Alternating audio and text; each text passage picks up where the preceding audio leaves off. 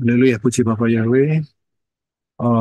Hari ini kita akan melihat kebenaran daftar Elohim. Kita melanjutkan dari sesi Kitab Wahyu, yaitu Wahyu pasal yang ke-14 dan 15. Dan di dalam Kitab Wahyu 14 dan 15 ini terjadi banyak misunderstanding, ya, salah pengertian, karena nanti saudara akan bisa lihat ya, karena penempatan ayat yang dicabik-cabik dan ditempatkan di posisi yang salah. Ya, nah kita akan lihat kebenaran daftar Elohim ini. Saya harap saudara sudah paling tidak membacanya sehingga saudara sudah mendapatkan konsep yang akan kita bicarakan hari ini.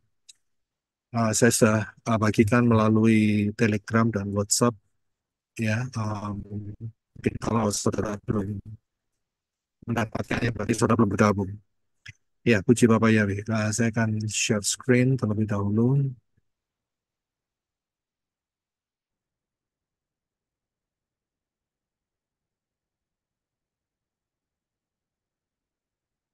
Ya, haleluya.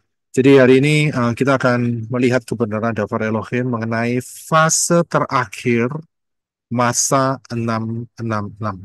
Ya, fase terakhir daripada masa triple six 666. Untuk dapat memahami daftar Elohim, kita kembali ke akar pola Ibrani yang benar dengan sudut pandang yang benar, yaitu Yeshua HaMashiach.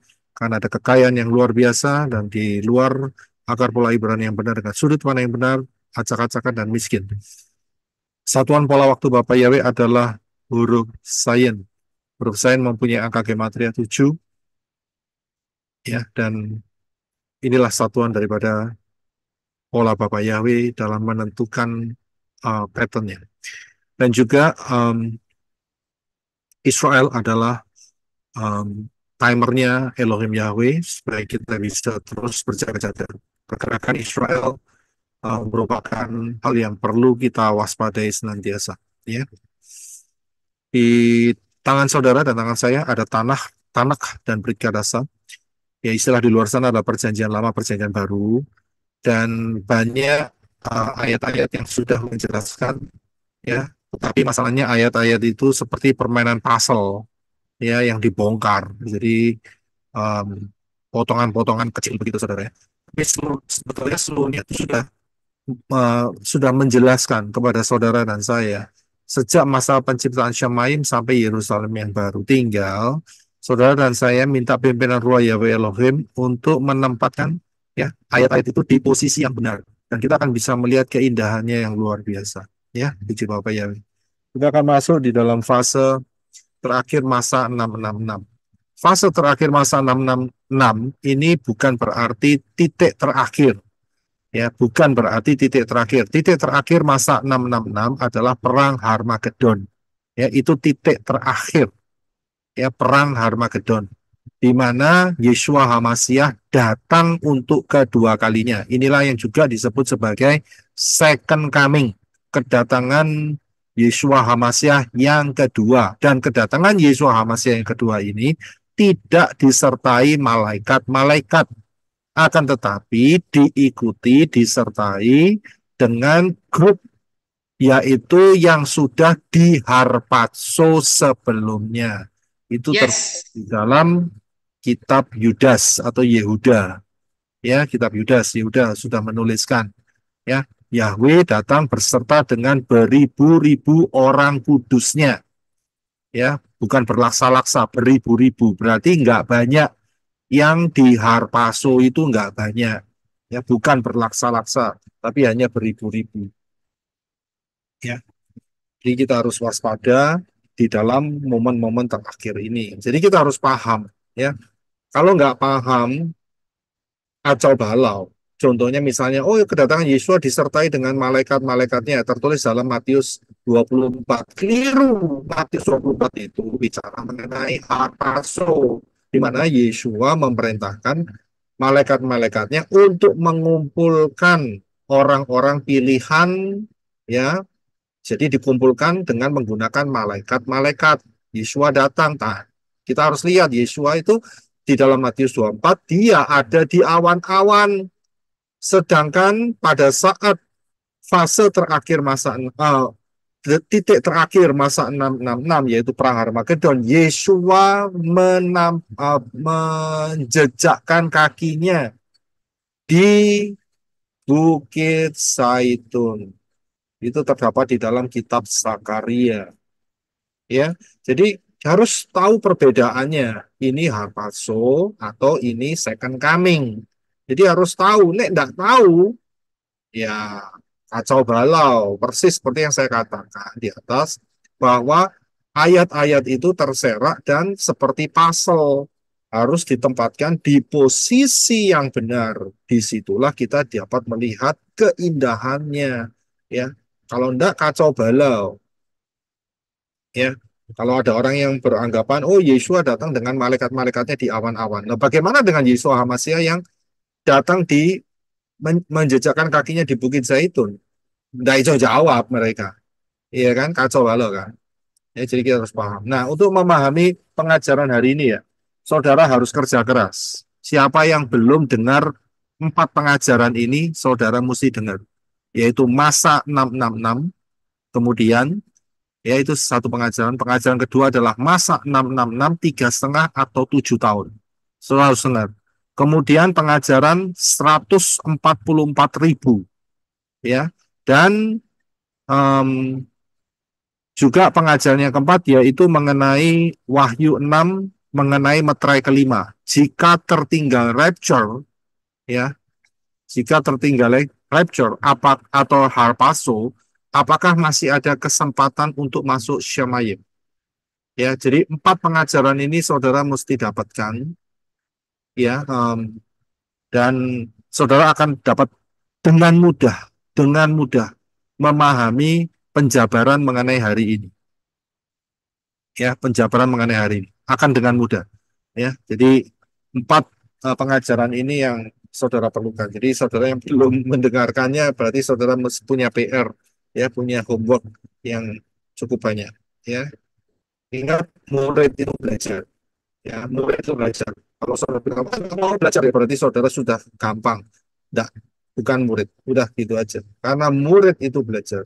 Kemarin yang kita belajar kan mengenai murid, ya, di dalam Yohanes pasal yang ke-8.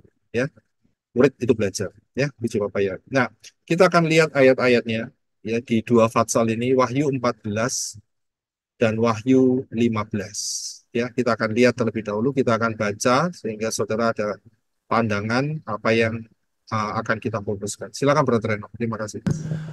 Wahyu 14 ayat 1.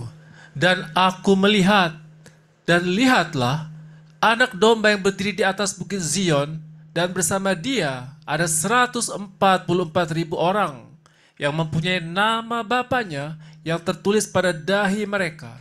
2. Dan aku mendengar suatu suara dari Syamaim, seperti desau air bah, dan seperti bunyi guntur yang dahsyat. Dan aku mendengar suara pemain harpa yang sedang bermain dengan harpanya. 3. Dan mereka sedang bernyanyi seperti sebuah nyanyian baru di hadapan tata dan di hadapan keempat makhluk hidup dan para tua-tua itu. Dan tidak seorang pun yang sanggup mempelajari lagu itu selain 144.000 orang itu yang sudah ditebus dari bumi. 4. Mereka ini adalah orang-orang yang tidak mencemarkan diri dengan wanita-wanita, karena mereka adalah perjaka. Mereka ini adalah orang-orang yang mengikuti anak domba kemanapun dia pergi. Mereka ini sudah ditebus dari antara manusia sebagai buah sulung di hadapan Elohim dan anak domba. 5. Dan di dalam mulut mereka tidak didapati tipu muslihat, karena mereka itu tanpa cacat di hadapan tata Elohim. 6. Dan aku melihat malaikat yang lain yang terbang di tengah langit, yang mempunyai Injil kekal untuk menginjili mereka yang tinggal di bumi, dan setiap bangsa dan suku dan bahasa dan kaum. 7. Sambil berkata dengan suara nyaring, takutlah akan Elohim, dan berilah kemuliaan kepadanya, karena waktu penghakimannya telah tiba, dan sembahlah Dia yang telah menjadikan langit dan bumi dan laut dan sumber-sumber air. 8. Dan malaikat yang lain mengikutinya seraya berkata, sudah runtuh, Babylon kota yang besar itu, karena dia telah memberi minum segala bangsa dari anggur amarah atas percabulannya. 9. Dan malaikat yang ketiga mengikuti mereka seraya berkata dengan suara nyaring, jika seseorang menyembah binatang buas itu dan ikonnya dan menerima tanda pada dahinya atau pada tangannya, 10, maka dia pun akan minum dari anggur amarah Elohim yang telah dicampur tanpa diencerkan di dalam cawan murkanya, dan dia akan disiksa dengan api dan belerang di hadapan malaikat-malaikat kudus dan di hadapan Anak Domba. 11. Dan asap siksaan mereka membubung selama-lamanya.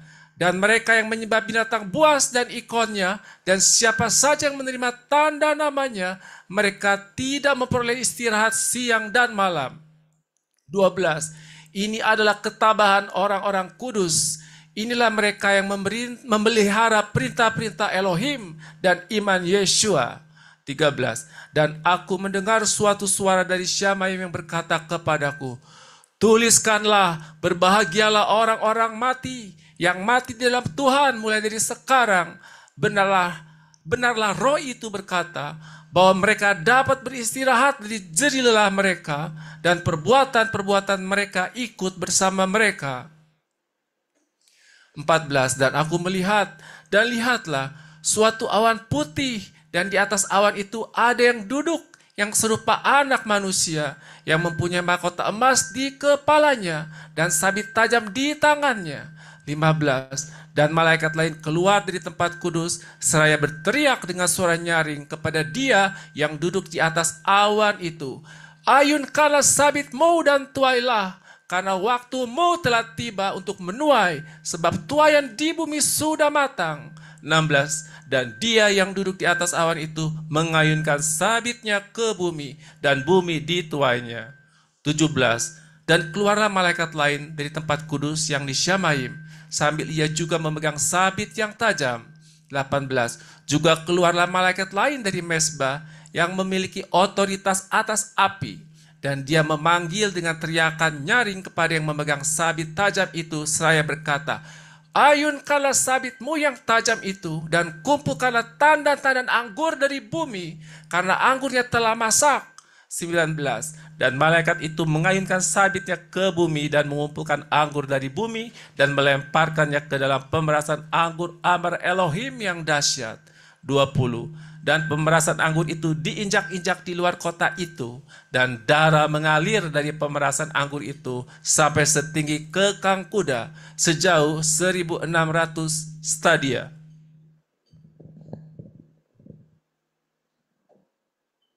Wahyu 15 ayat 1.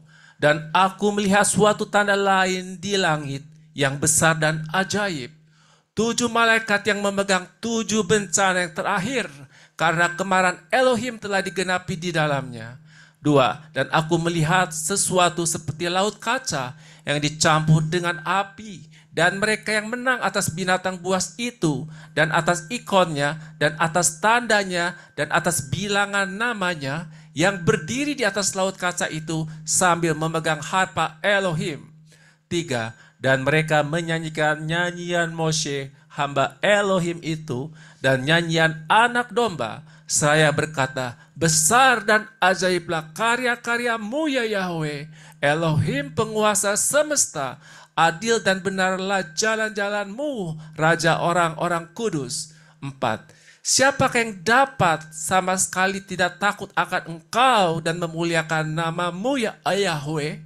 Sebab hanya Engkaulah yang kudus, karena segala bangsa akan datang dan menyembah di hadapan Engkau, karena keadilanmu telah dinyatakan. 5. Dan setelah hal-hal itu aku melihat, dan tampaklah tempat suci tabernakel kesaksian di Syamaim telah terbuka. 6. Dan keluarlah dari keempat makhluk hidup itu, memberikan kepada ketujuh malaikat. 6. Dan keluarlah ketujuh malaikat yang memiliki 7 bencana dari tempat kudus itu dengan berpakaian linen yang bersih, dan cemerlang dan dengan dililiti sabuk emas sekeliling dadanya. 7. Dan satu dari keempat makhluk hidup itu memberikan kepada ketujuh malaikat itu 7 cawan emas yang penuh berisi amarah Elohim yang hidup selama-lamanya. 8. Dan tempat kudus itu dipenuhi asap dari kemuliaan Elohim dan dari kuasanya. Dan tidak seorang pun berkuasa untuk masuk ke dalam tempat kudus itu sampai ketujuh bencana dari ketujuh malaikat itu telah digenapi. Haleluya. Terima kasih. So, perhatikan ini yang pembahasan kita hari ini ya. Jadi Wahyu 14 dan 15. Kalau sudah perhatikan, kita akan mulai dari apa yang dijabarkan di dalam Wahyu 14 mengenai 144.000. Ya, 144.000. Siapakah 144.000 ini? Pengajarannya saya sudah berikan di dalam pengajaran 144.000. Saudara bisa mencari di layar Menora. Dan Israel, Pak. dan di dalam pengajaran itu saya sudah jelaskan siapakah 144.000 itu. Ya, jadi saya sudah jelaskan. Nah, eh, masalahnya adalah 144.000 itu keluar di Wahyu pasal yang ketujuh. Ya, Wahyu pasal ketujuh. Saya coba cek sebentar ya.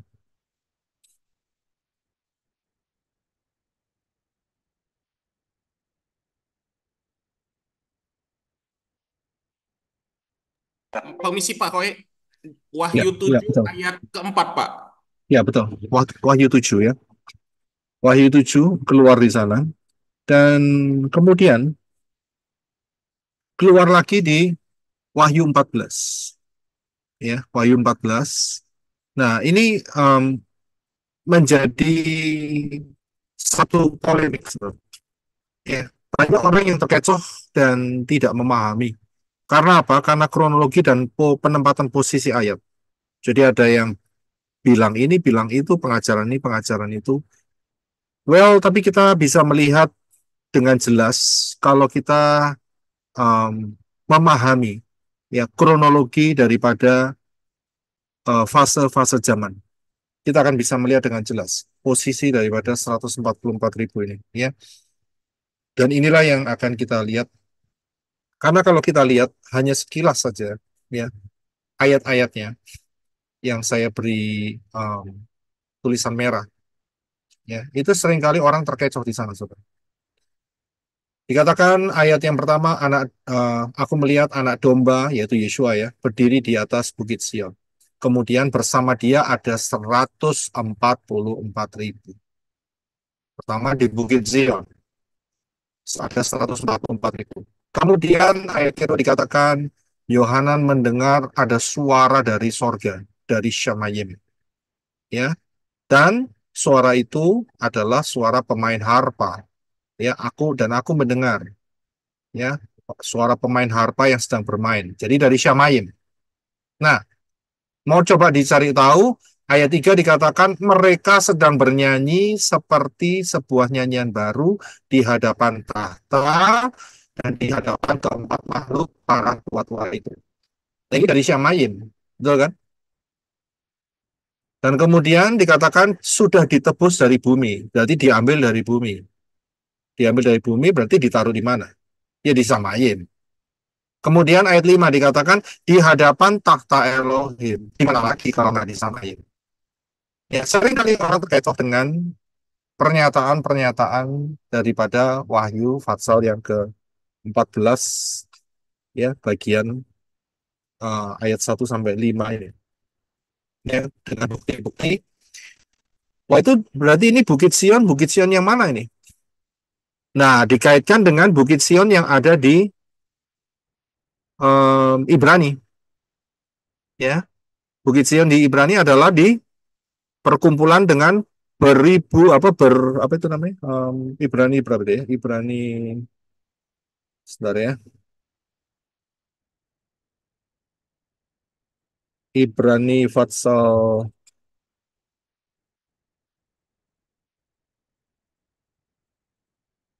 Ibrani Fatsal 12 ayat 22. Ya,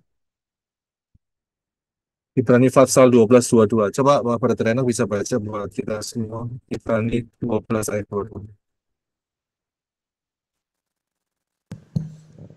Ibrani 12 ayat 22. Tetapi kamu sudah datang ke Gunung Zion dan ke kota Elohim yang hidup, ke Yerusalem surgawi, dan kepada berpuluh-puluh ribu malaikat. Ya, terima kasih. So bisa lihat seringkali diarahkan ke arah Bukit Sion yang ada di dalam Ibrani 12 ayat 22. Kalau ini diarahkan ke Samayim, akan bertabrakan dengan apa yang dituliskan di dalam Wahyu pasal 7. Ingat bahwa Dafar Elohim tidak bertabrakan tapi sinkron dan menjadi satu kesatuan satu sama lain. Tidak bertabrakan. Ya, tapi seolah-olah inilah yang membuat banyak pengajaran yang mengatakan bahwa 144.000 ini yang di dalam Wahyu pasal 14 ini ada di Syamayim. Ada di Syamayim. Ya.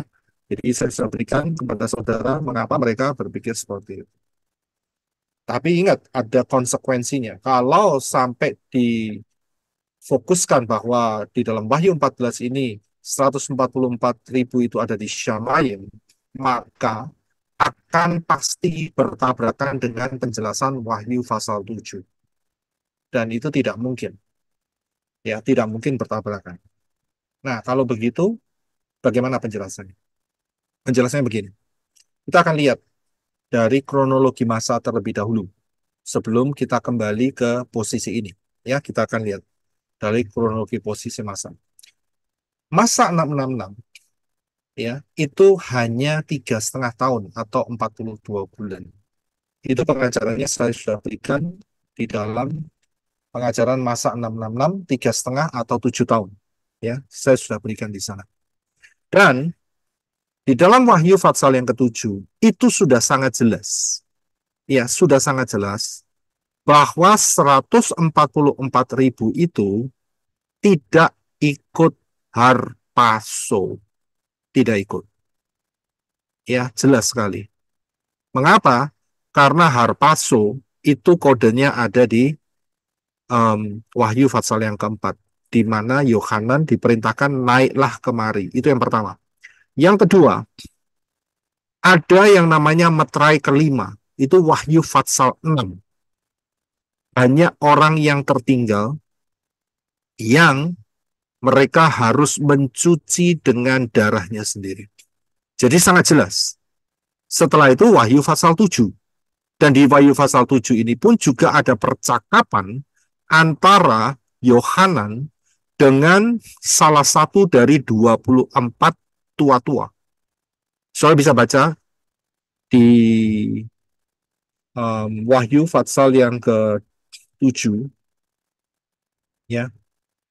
Kalau 144.000 itu ada di dalam Wahyu 7 ayat 4 ya. Wahyu 7 ayat 4 sampai ayat 8 ya. Dan kemudian Wahyu 9 mohon maaf, Wahyu 7 ayat 9 ya sampai 16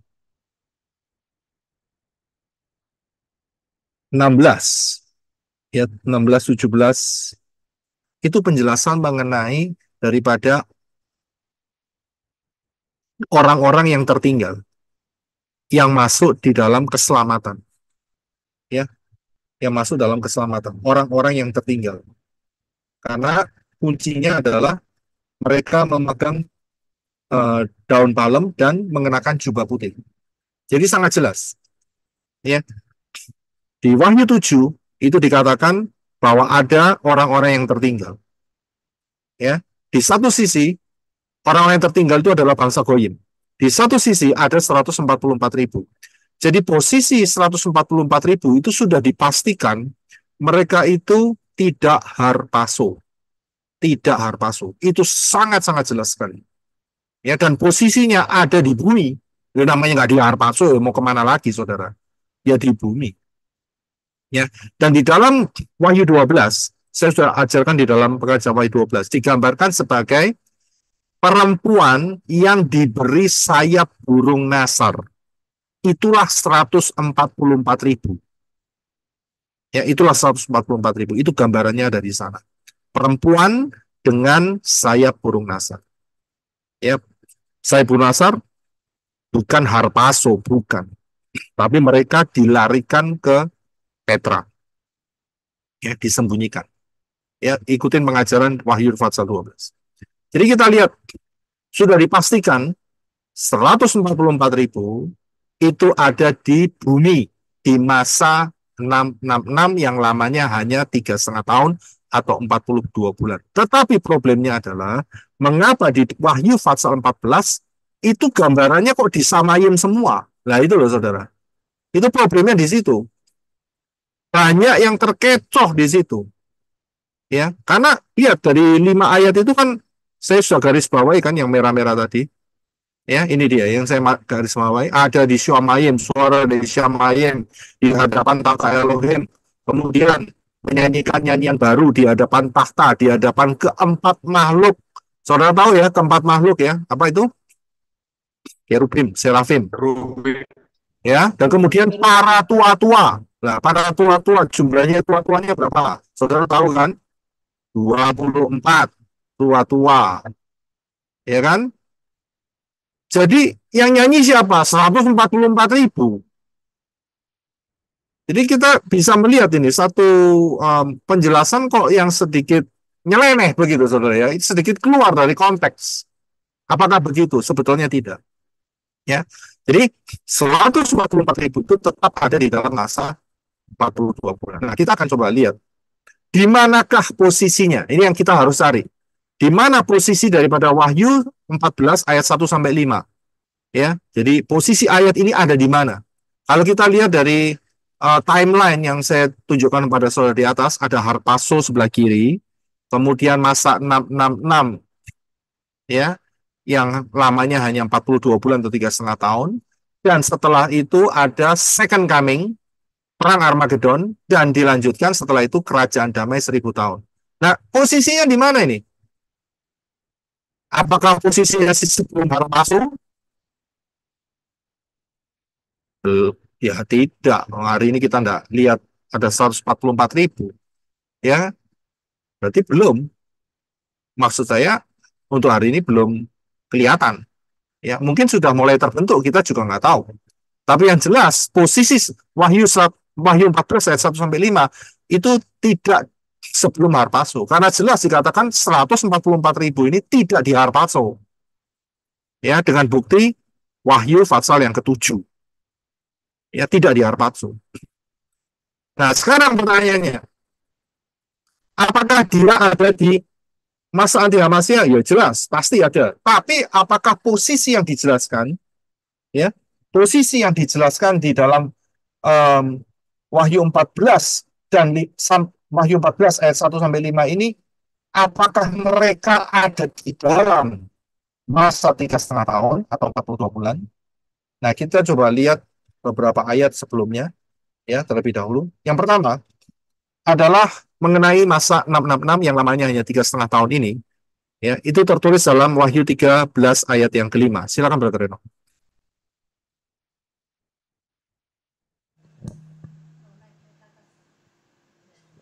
Wahyu 13 ayat 5. Ya. Dan kepadanya diberikan sebuah mulut yang berkata-kata besar dan hujatan. Dan kepadanya diberikan wewenang untuk melakukannya selama 42 bulan. Ya, terima kasih.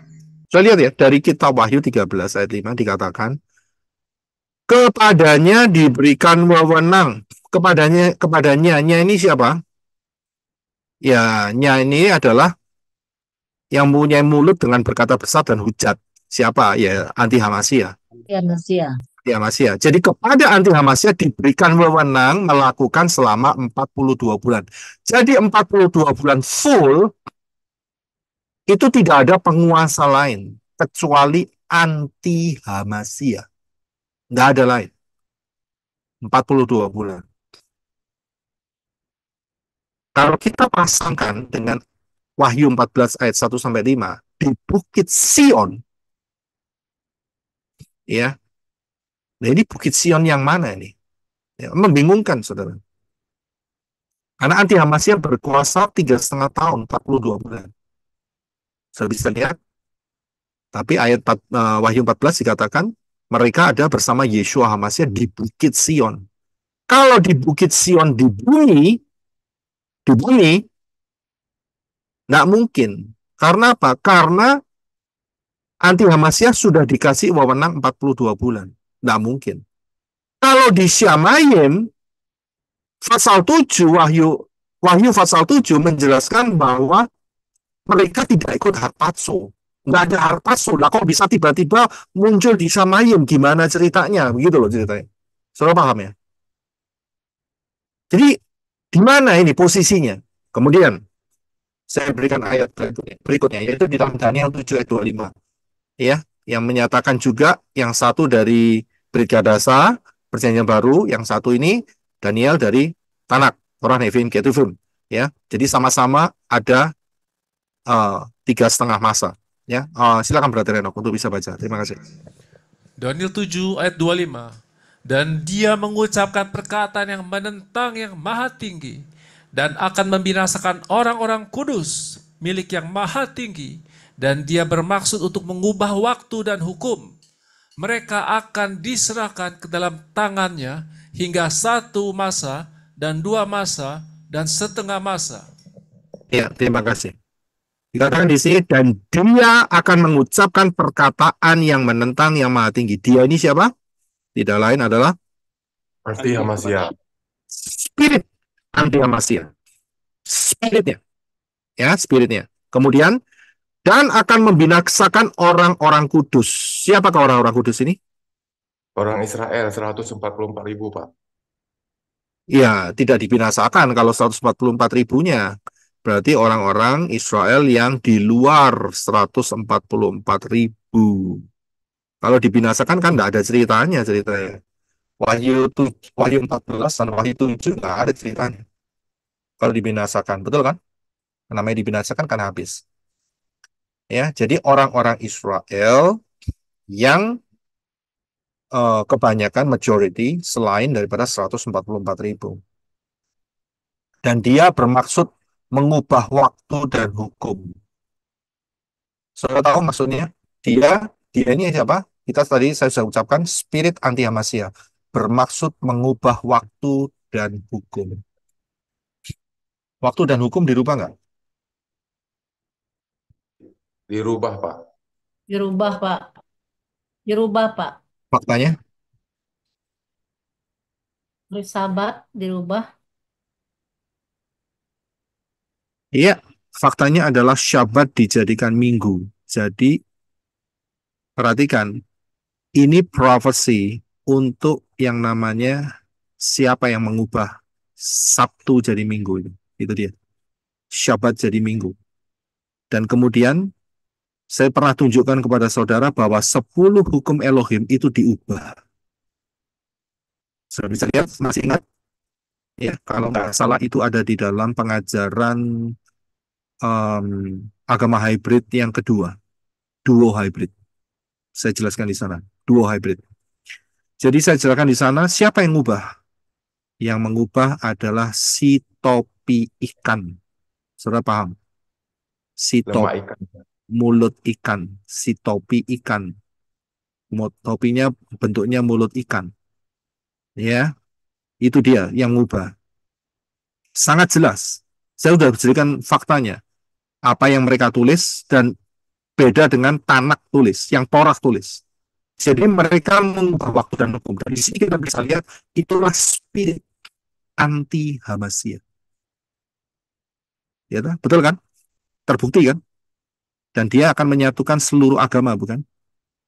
Anti Hamasya, bukan? Spirit. Tapi ingat ya, bukan personnya dulu, tapi spiritnya. Ya. Nah, kalau kita kembali atau kita lihat di dalam Daniel 7 ayat 25. Ya.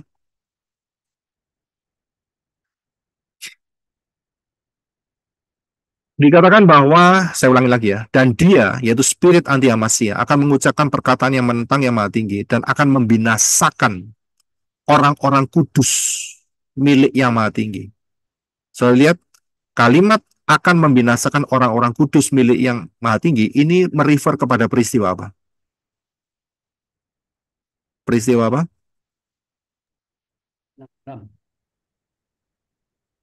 Pembinasaan, Pak. pembinasaan Israel. Ya, pembinasaan Israel dari sepanjang masa. Ya, termasuk Holocaust. Kemudian, dan dia bermaksud mengubah waktu dan hukum. So, lihat ya, sudah diubah waktunya. Waktu Syabat jadi Minggu, hukumnya juga sudah dirubah. Ya, udah dirubah. Kemudian, mereka, Israel, akan diserahkan dalam tangannya. Nah, inilah yang berbicara mengenai masa anti-Hamasya. Hingga satu masa, dua masa, dan setengah masa. Saya bisa lihat, Israel akan diserahkan. Satu masa, dua masa, dan setengah masa. Ya, nah, jadi diserahkan di tangan anti Hamasya pada waktu masa anti Hamasya yang lamanya hanya 3,5 masa atau 3,5 tahun atau 42 bulan. Nah, jadi pertanyaannya adalah ini posisinya di mana nih? Penjelasan Wahyu 14 ayat 1 sampai 5. Posisinya di mana? Ya, posisinya di mana? Posisinya adalah di kerajaan damai 1000 tahun. Ya, posisinya ada di sana. Mengapa demikian? Kita harus ingat bahwa di dalam kerajaan damai 1000 tahun itu Satan dibelenggu. Ya, Satan dibelenggu. Saya sudah pernah jelaskan bahwa di dalam kerajaan damai 1000 tahun itu kita mulai hari ini sudah mengucapkan doanya. Bahkan sejak hampir 2000 tahun yang lalu. Doanya berbunyi seperti apa? Doanya berbunyi seperti apa? Doa Bapa kami, Pak. Jadilah kami dari yang jahat. Datanglah kerajaanmu, jadilah kehendak. Ini yang diajarkan Yeshua. Karena itu hendaklah kamu berdoa demikian, Bapa kami Yahweh yang ada di Syamayim. Dikuduskanlah namamu, datanglah kerajaan. Kita berdoa setiap saat.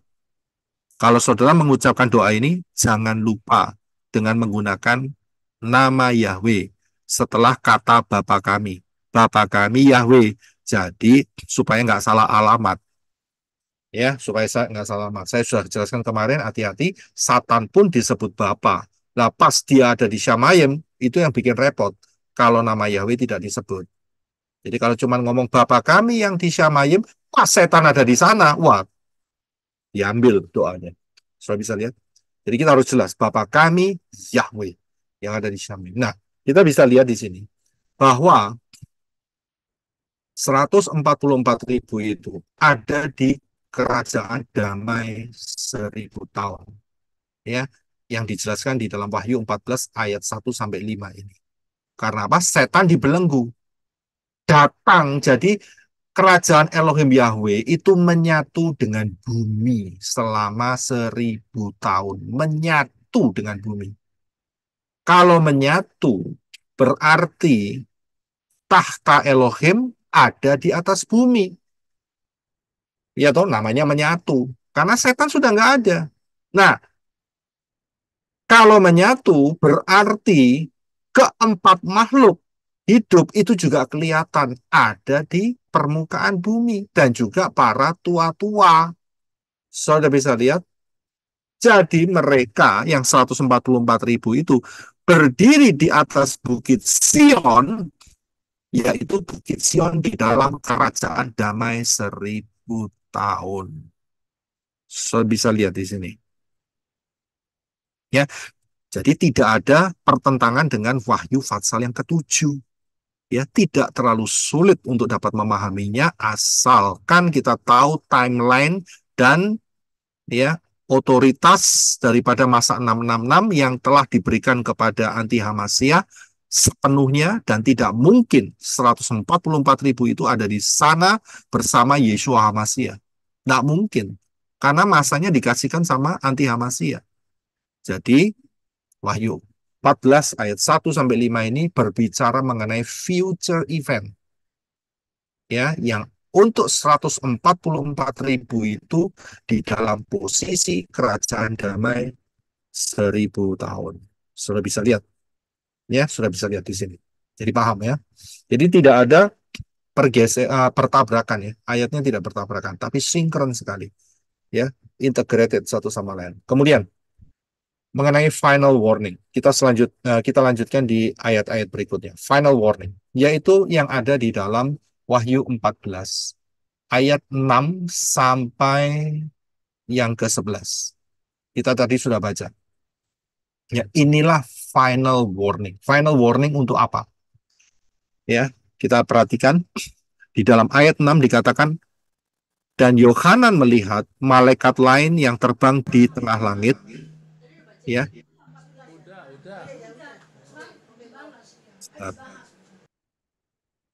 Ya. Dan aku melihat, Yohanan melihat malaikat lain yang terbang di tengah langit. Ya. Yang mempunyai Injil kekal untuk menginjili mereka yang tinggal di bumi dan setiap bangsa, suku, dan bahasa dan kaum. Ini ada di satu posisi di mana fase terakhir daripada masa 666, ternyata Elohim Yahweh masih memberikan kemurahan hati. Masih memberikan kemurahan hati. Mengirimkan malaikatnya untuk menginjil.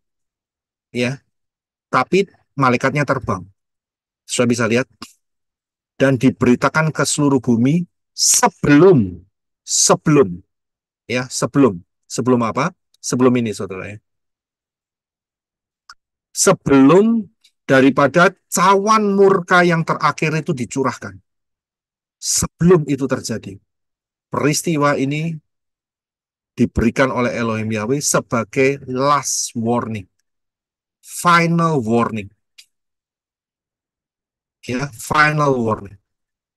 Dikatakan ayat 7, ya. Ini pernyataan daripada malaikat, takut akan Elohim dan berikan kemuliaan kepadanya, karena waktu penghakimannya telah tiba.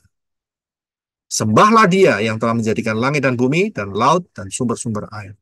Ingat ya, waktu penghakiman telah tiba.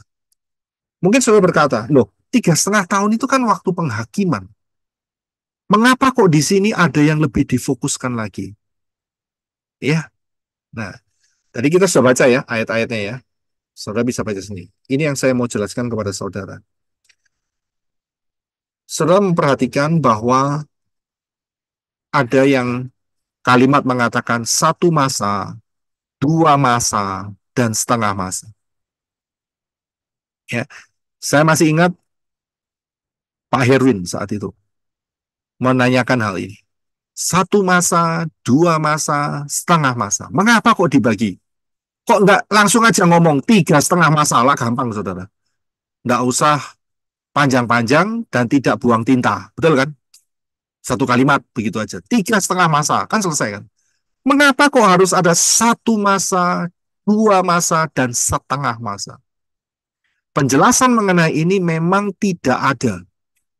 Tapi kita bisa meraba. Ya, kita bisa meraba.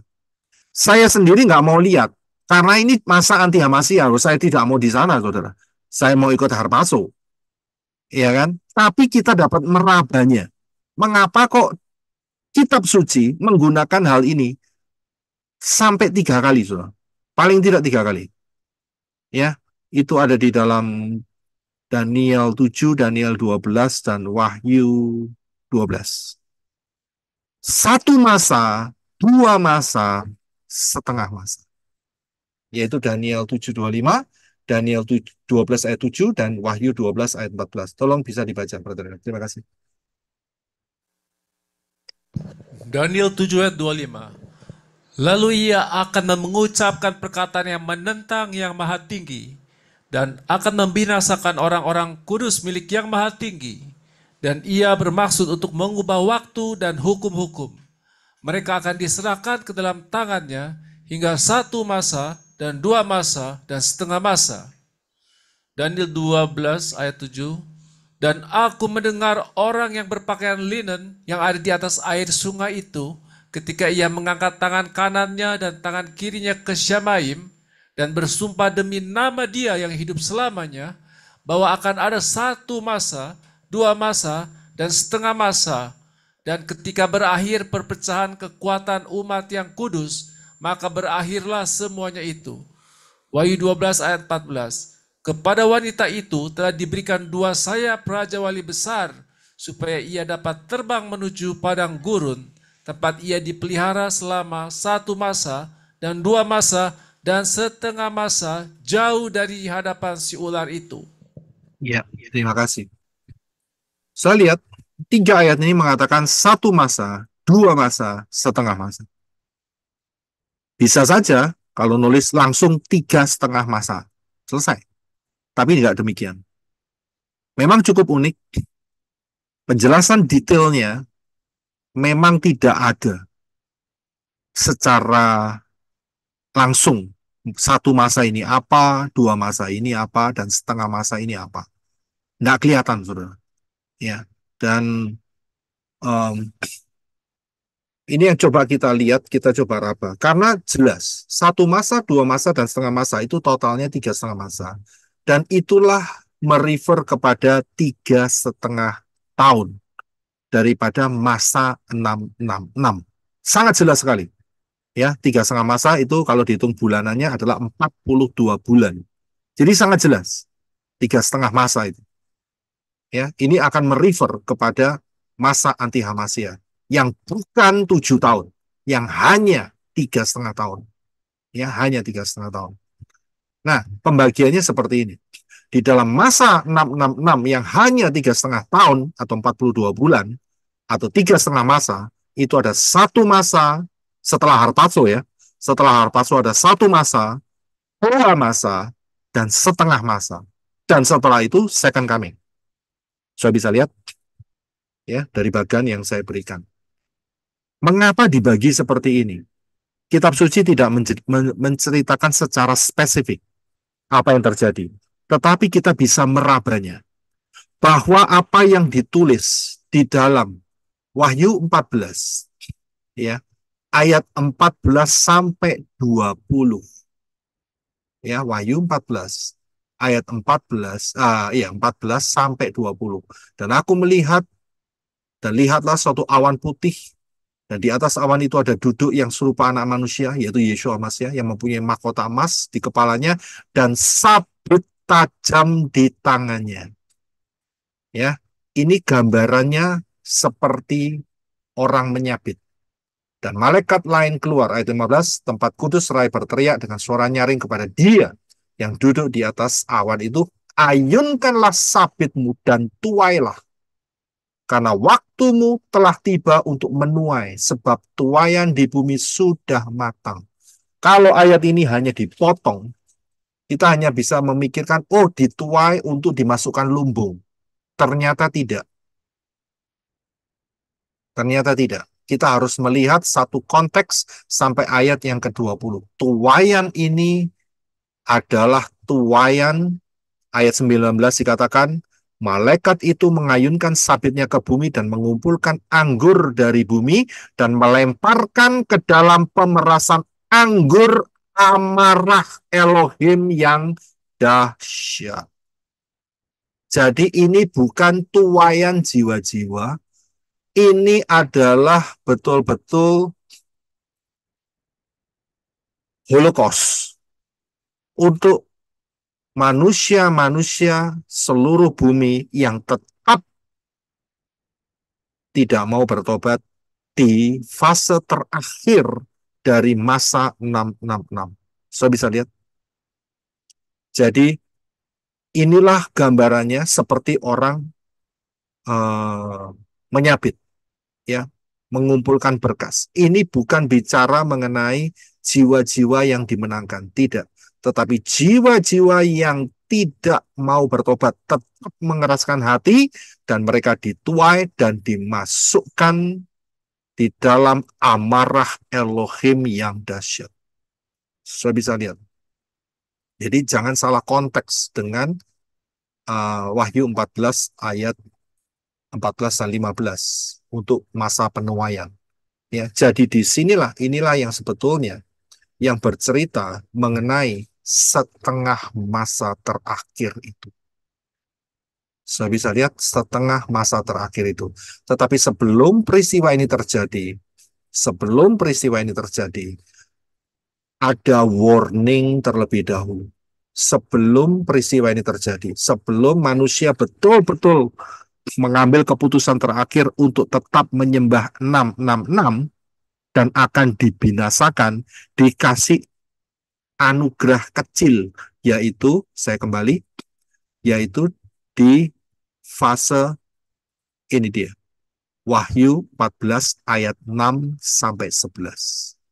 Ya, di fase ini dikasih peringatan, dikasih last warning, final warning, dikasih ya melalui malaikat yang terbang di langit, ya di cakrawala, dan mereka memproklamasikan takutlah akan Elohim. Saya bisa lihat ada malaikat, ya, dan kemudian ada malaikat yang lain mengatakan sudah runtuh Babel, ya, kota yang besar. Kemudian ada malaikat lagi, 3 malaikat, saudara. Ada 3 malaikat. Jika seorang menyembah binatang buas itu dan ikonnya dan menerima tanda pada dahi atau tangannya, dia akan minum dari anggur amarah Elohim. Saya bisa lihat? Ya, saya bisa lihat. Dan kemudian finalnya apa? Ayat 11. Dan asap siksaan mereka membumbung selama-lamanya. Dan mereka yang menyembah binatang buas dan ikonnya dan siapa menerima tanda namanya, mereka tidak memperoleh istirahat siang dan malam, alias disiksa selama-lamanya di lautan api. Inilah warning dari 3 malaikat itu sebelum setengah masa terakhir. Sebelum setengah masa terakhir, yaitu masa amarah Elohim yang dahsyat. Saya bisa lihat di sini. Ya, inilah warning terakhir, the last warning. Dan setelah itu, barulah fase setengah masa itu tergenapi. Dan ini nanti akan berhubungan dengan Wahyu Fatsal yang ke-16. Tidak saya bahas hari ini. Next akan saya bahas. Ya, tidak tahu. Saya minta pimpinan Roh Yahweh Elohim untuk menyiapkannya terlebih dahulu. Ya, tapi akan berhubungan. Jadi ini pengajaran ini belum selesai, saudara. Ya, jadi akan berhubungan dengan Wahyu Pasal 16, 17, dan 18. Ya, kita sudah melihat mengenai sistem, tapi akan kita lihat penghukumannya. Nah, kemudian saudara perhatikan. Ya, di Wahyu 14 ini ayat 12 dan 13 itu ada satu kalimat yang cukup unik. Dikatakan ini adalah ketabahan orang-orang kudus. Inilah mereka yang memelihara perintah-perintah Elohim dan iman Yeshua. Ya, dan 13 dikatakan sebagai penjelasannya, yaitu bahwa aku mendengar suatu suara di Syamayim di sorga yang berkata kepadaku, tuliskanlah berbahagialah orang-orang mati yang mati dalam Tuhan mulai sekarang. Benarlah roh itu berkata bahwa mereka dapat beristirahat dari jerih lelah mereka dan perbuatan-perbuatan mereka ikut bersama-sama mereka. Ayat ini sering dicabut untuk penghiburan. Betul kan? Nah, ada orang yang mati, meninggal, kan biasanya dikasih ayat ini. Ya toh? Betul, Pak, betul. Itu betul kan? Dicomot, diambil kan? Saya bilang nggak salah. Memang betul kalau orang mati di dalam Elohim Yeshua, Adon Yeshua, ya, dan dia beristirahat dari jerih lelah mereka, dari perbuatan-perbuatan, ya, dan perbuatan-perbuatan reward mereka akan mengikuti bersama mereka. Tidak salah. Tetapi ayat ini memang sengaja, specifically ditaruh Elohim Yahweh untuk masa ini, yaitu masa 666. Ketabahan orang-orang kudus. Ya, ketabahan orang-orang kudus.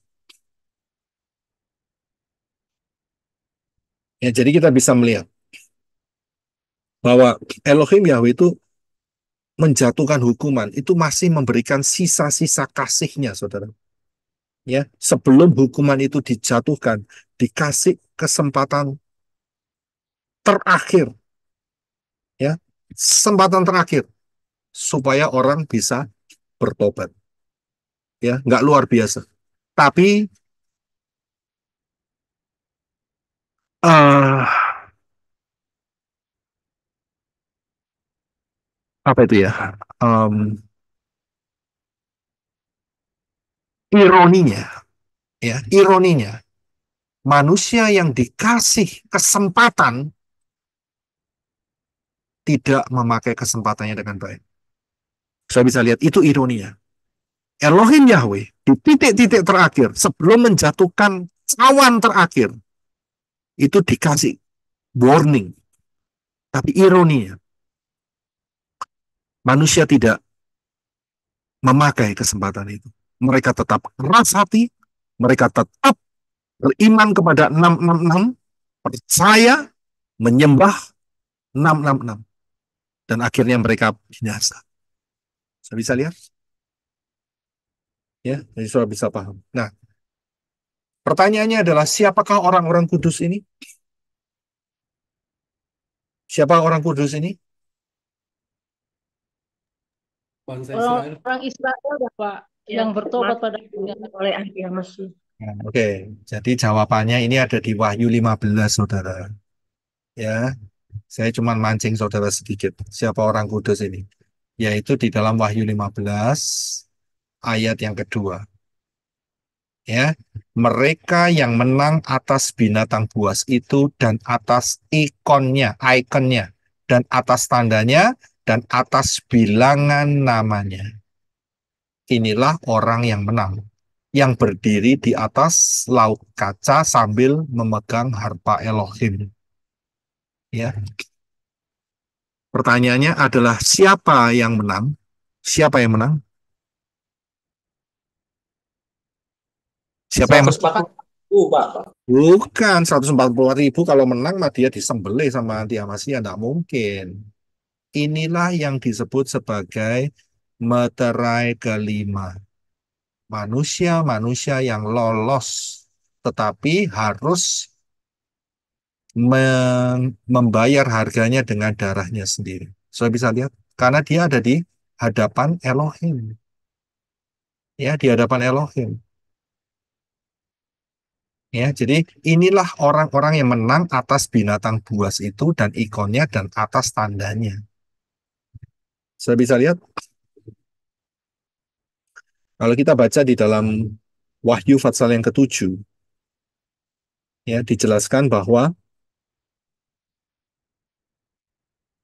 coba Brother Reno bisa bantu saya untuk baca.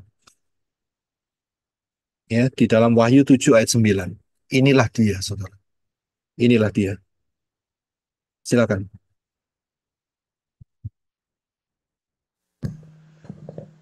Wahyu 7 ayat 9. Sesudah hal-hal ini, aku melihat, dan lihatlah, suatu kerumunan orang banyak yang tidak seorang pun dapat menghitungnya, berasal dari setiap bangsa dan suku dan kaum dan bahasa. Seraya berdiri di hadapan tahta dan di hadapan anak domba itu, dengan mengenakan jubah panjang putih dan ranting-ranting palem ada di tangan mereka. Kemudian lanjutkan ayat 13 dan 14. 13. Dan seorang dari para tua-tua itu menjawab seraya berkata kepadaku, mereka ini yang mengenakan jubah panjang putih, siapakah mereka dan dari manakah mereka datang? 14. Dan aku berkata kepadanya, Tuhan, engkau sudah tahu.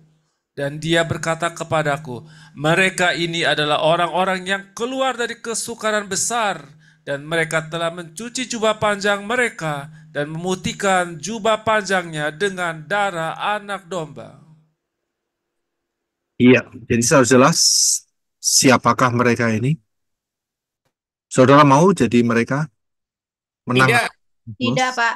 Oh, No, no, no. No way. ya. Nah, kalau kita lihat di dalam ayat, coba Brother Reno baca Wahyu 7 ayat yang ke-15. Wahyu 7:15, silakan. Wahyu 7 ayat 15. Sebab itu, mereka ada di hadapan tata Elohim, dan mereka beribadah kepadanya siang dan malam di tempat kudusnya. Dan dia yang duduk di atas tata itu akan berdiam di antara mereka. Mereka tetap loh. Mereka membayar dengan darahnya sendiri, tapi mereka tetap melayani Elohim. Ya, mereka tetap melayani Elohim. Dan ayat 16 silakan.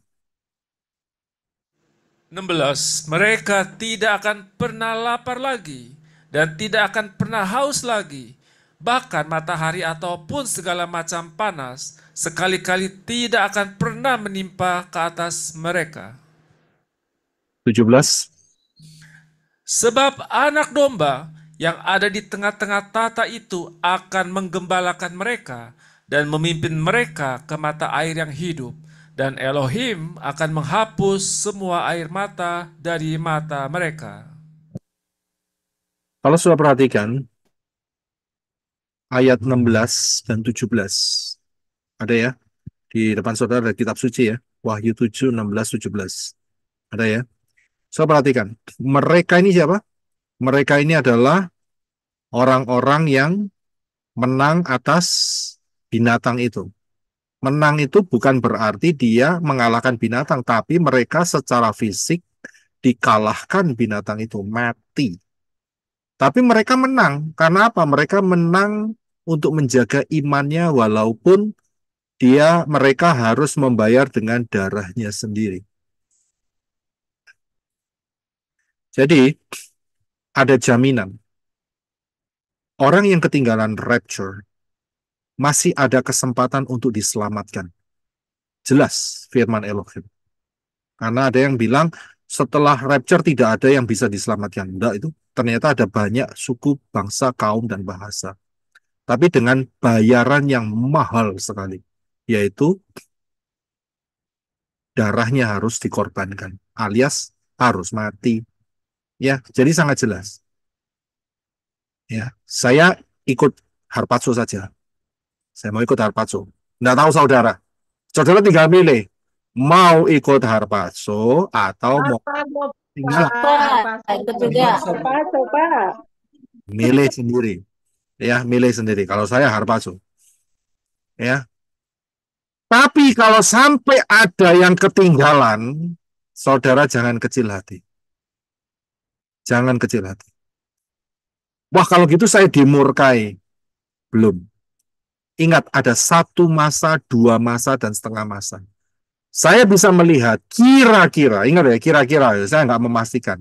1 masa pertama, 1 tahun pertama, disitulah banyak terjadi penyembelihan besar-besaran.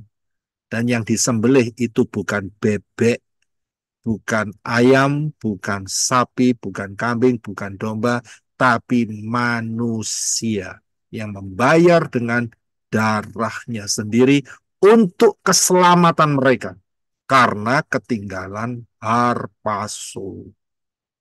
Dari sini kita bisa melihat 1 masa, 2 masa, dan setengah masa. Bagaimana dengan masa yang kedua?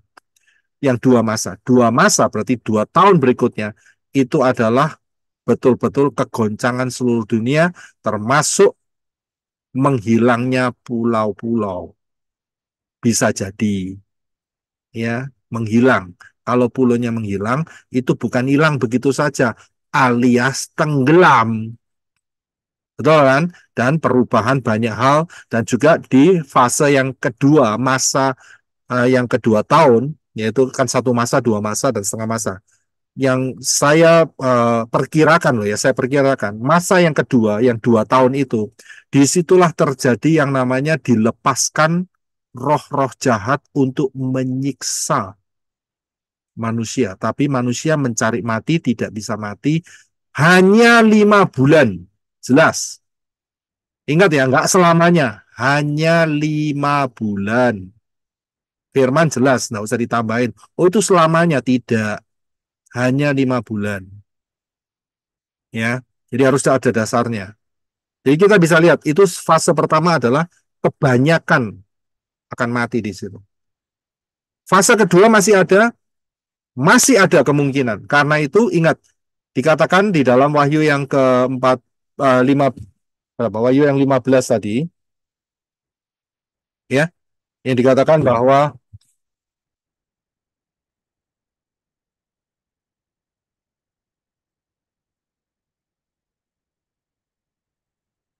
mohon maaf, Wahyu 14 ya.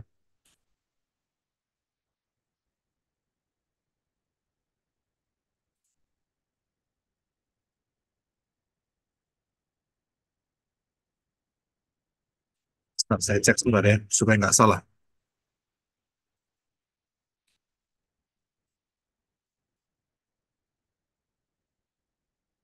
Ya, Wahyu 14 ayat 12.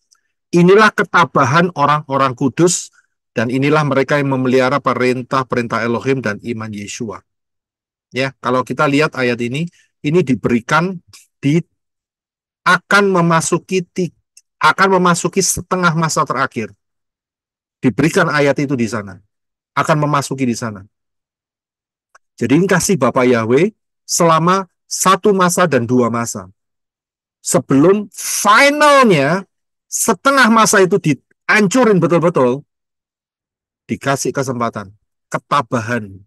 Saudara bisa lihat, jadi diberikan ayat itu di titik itu, saudara. Di antara 2 masa dan setengah masa. Saudara bisa paham ya, di situ. Ya, jadi ini anugerah Elohim Yahweh. Nah, kalau saudara kepingin tahu, orang-orang yang tertinggal rapture akan mengalami apa saja? Yang jelas, banyak hal. Tapi kita bisa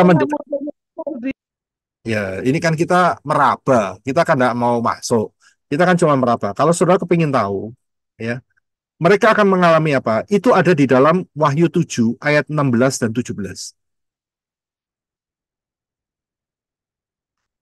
Dikatakan mereka apa? Saya buka pakai ILT 3 saja. Oke. Ya, dikatakan Wahyu 7 ayat 16, mereka tidak akan pernah lapar lagi. Berarti mereka akan kelaparan. Mengapa mereka kelaparan? Karena tidak menerima tanda, tidak bisa jual, tidak bisa beli, mereka kelaparan. Dan juga mereka akan dikatakan ya, dan tidak pernah haus lagi. Mengapa haus? Ingat, salah satu yang terjadi adalah ini dia, saudara.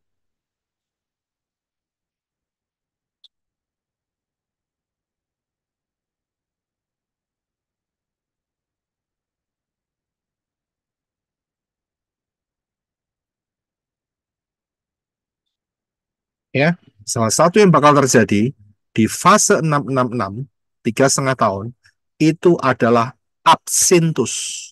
Apa itu absintus? Itu Apa itu? seperti Air. meteor besar ya.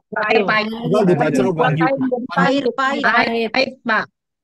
Wahyu Bacum. 8 ayat 11. Silakan Brother Reno. Wahyu 8 ayat 11.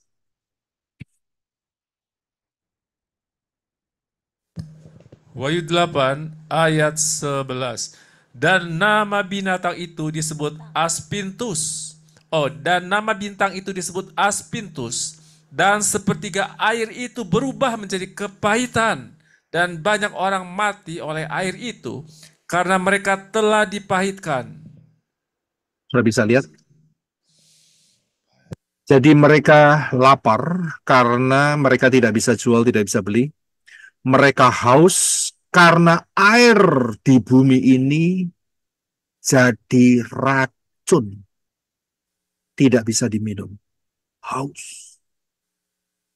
Saudara bisa lihat. Dan kemudian, apalagi, Wahyu 7 ayat 16 kita kembali, bahkan matahari ataupun segala macam panas sekali-kali tidak akan menimpa, tidak akan pernah menimpa atas mereka. Jadi akan ada panas matahari yang luar biasa. Fenomena. Ya, mereka tidak akan mengalami karena mereka sudah masuk Syamayim. Sudah bisa lihat, tapi kita dari sini, ayat ini kita bisa meraba, akan ada panas yang luar biasa. Itu hukuman. Ya, ini belum final. Ini belum final. Ingat, finalnya adalah setengah masa yang terakhir. Ini belum final. Tapi mereka sudah merasakan seperti ini. Ini di fase-fase pertama dan kedua. Dan kemudian, ayat 17, bagian terakhir. Dan Elohim akan menghapus semua air mata dari mereka. Berarti terjadi tangisan yang sangat luar biasa. Saya bisa lihat di sini. Tangisan yang sangat luar biasa. Sampai ditulis, air mata mereka harus dihapus. Saya bisa lihat, kalau saudara mau nangis, nangis sekarang. Ngerti maksudnya? Karena akan ditampung di dalam kirbat Elohim. Nangis sekarang. Jangan nangis saat itu. Mati, saudara. Mati, betul. Mati, betul. Ya, kalau mau nangis, nangis sekarang. Di dalam hadirat Bapa Yahweh, nangislah.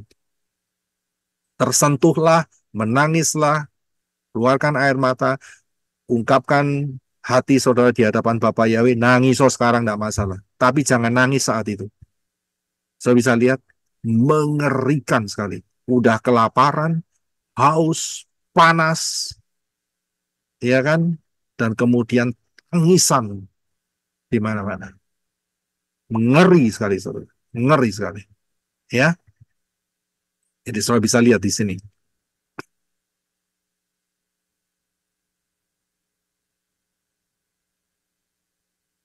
Ya. Nah, siapakah orang kudus ini? Kita sudah lihat ya, yang menang ya dari binatang itu ya, dan tandanya dan selanjutnya. Kemudian kita bisa lihat siapakah orang kudus ini, yaitu Wahyu 12 ayat 7. 17, maaf. Silakan Brother Reno.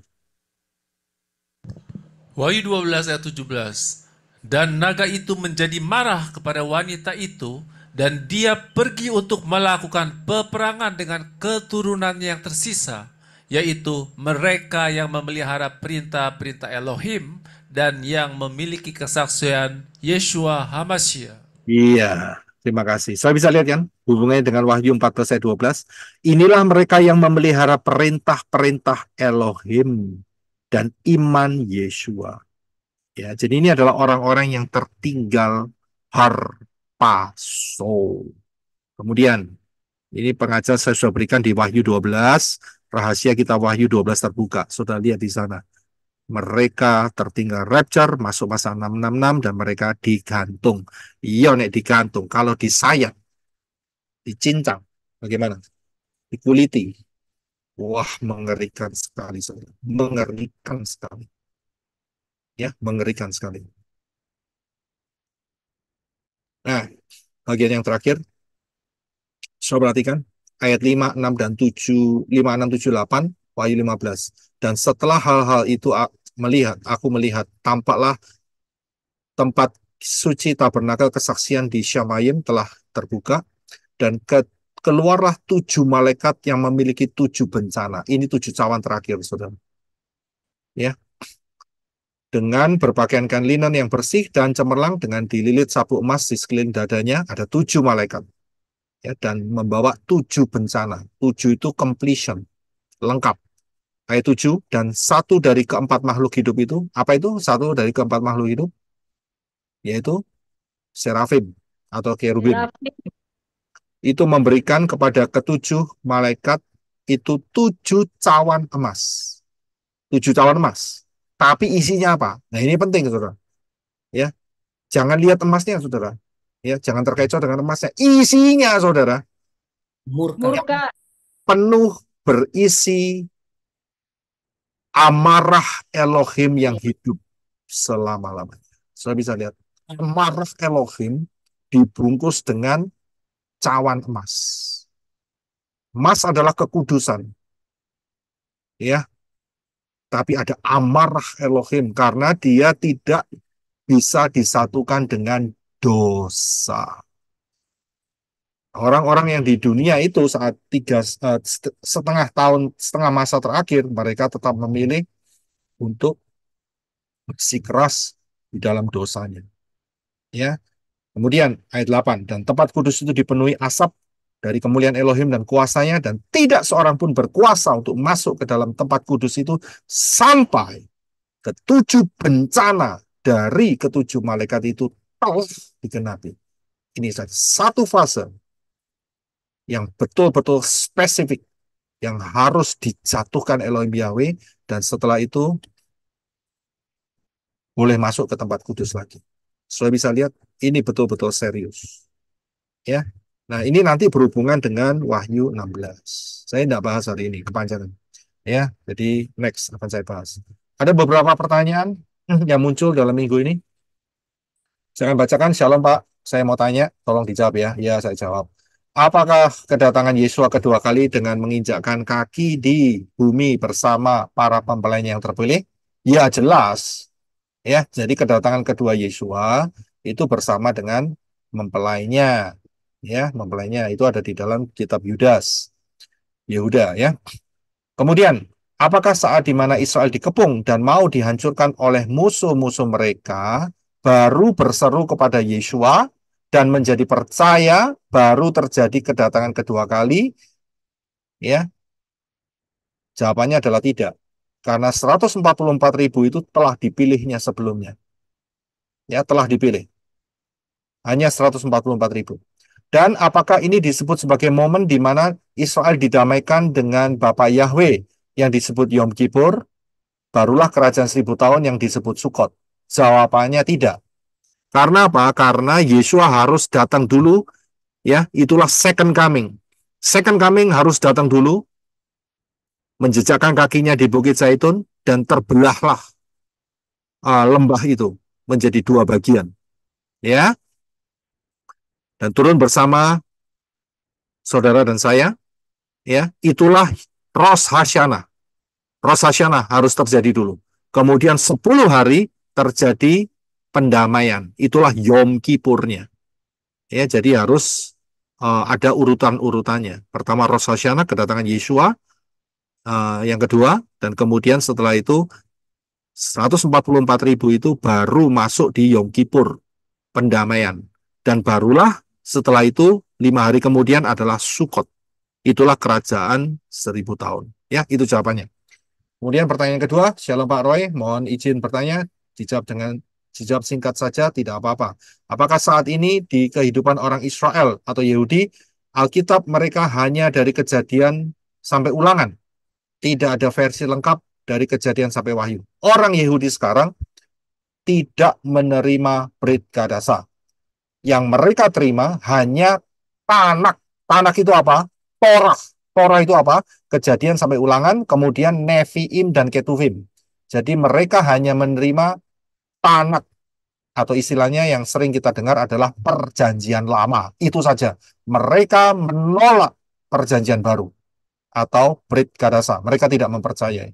Kemudian, untuk Talmud hanya berisi diskusi para rabi-rabi tentang adat istiadat dan lain-lain yang berkenaan dengan kitab Torah. Benarkah demikian? Terima kasih sebelumnya. Talmud memang berisi tambahan-tambahan praktek-praktek yang base-nya mereka ambil dari Torah. Ya, misalnya mencuci tangan dan sebagainya, mereka kembangkan di sana. Ya, saat Syabat apa yang mereka boleh lakukan dan tidak boleh lakukan, mereka kembangkan di sana. Jadi itu isi daripada Talmud. Tetapi Talmud juga mempunyai sisi yang lain juga, penjelasan-penjelasan lain juga Talmud. yang saya berikan yaitu mengenai beberapa waktu yang lalu adalah soal apa itu namanya eh mengenai saat Yom Kippur. Saat Yom Kippur saya sudah jelaskan. Ya, saya lupa itu namanya. Yang menjelaskan bahwa 40 tahun lamanya em, kirmisi itu tidak pernah menjadi putih. Itu ada di salah satu bagian Talmud juga. Jadi Talmud cukup kompleks ya. Tidak hanya sebagai aturan-aturan saja, tapi juga ada kisah-kisahnya juga. Ya, oke. Jadi itulah jawabannya. Puji Bapak Yahweh, kita hampir mencapai 6.000 tahun setelah kejatuhan Adam dan Hawa. Tidak lama lagi kita akan harpazo, berjaga-jagalah. Ya, semua rahasia sudah terbuka dengan luar biasa. Masuklah melalui keselamatan yang benar, yaitu melalui Yeshua HaMashiach, dan berserulah ya kepada Bapa Yahweh yang akan menyelamatkan saudara saya. Kemudian ambillah baptisan di dalam nama yang benar, yaitu Bapa Yahweh, di dalam Yeshua HaMashiach dan Ruah Yahweh Elohim. Belajarlah Dafar Elohim dengan pola yang benar, dengan sudut pandang yang benar. Berjalanlah penuh dan dipimpin oleh Ruah Yahweh Elohim. Bersiap-siaplah masuk dalam harpazo. Bapak Yahweh berkati saudara sekalian. Haleluya. Shalom.